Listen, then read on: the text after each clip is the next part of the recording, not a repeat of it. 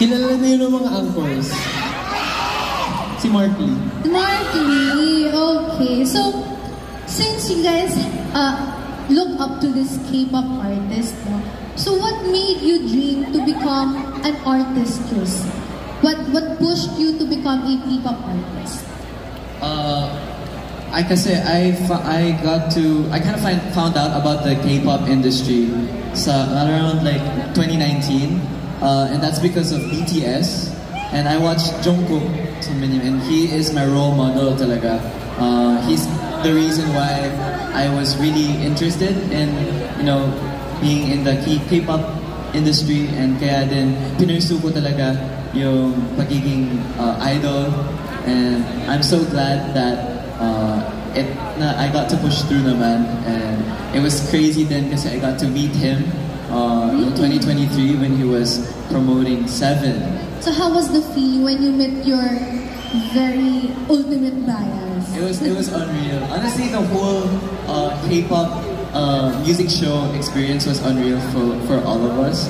Pero to see the reason why I'm there is really crazy. So it was nakakakilig talaga siya para sa akin. Yes, how about you?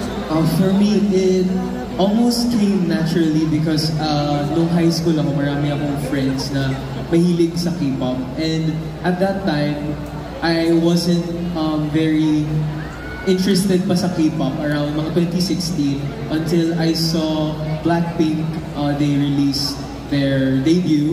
And that's when I really got into the whole aspect of K-pop, because before then I was already interested in performing. Like I was dancing in schools and participating in dance clubs.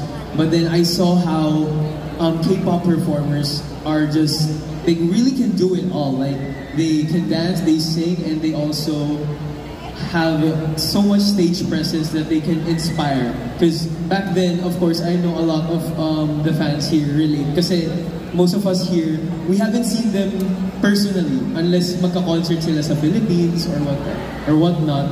So for me back then, it was just watching them sa screens. Pero still, naramdaman ko yung inspiration from watching them perform.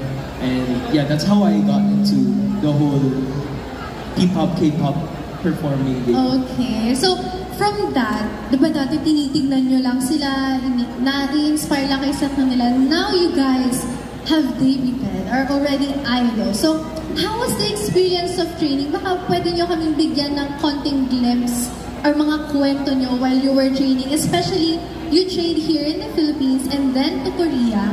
So, meron bang difference? How was it? How was it, guys? It was really nice, actually. We really enjoyed training in different versions, kumbaga. So the P-pop way and the K-pop way.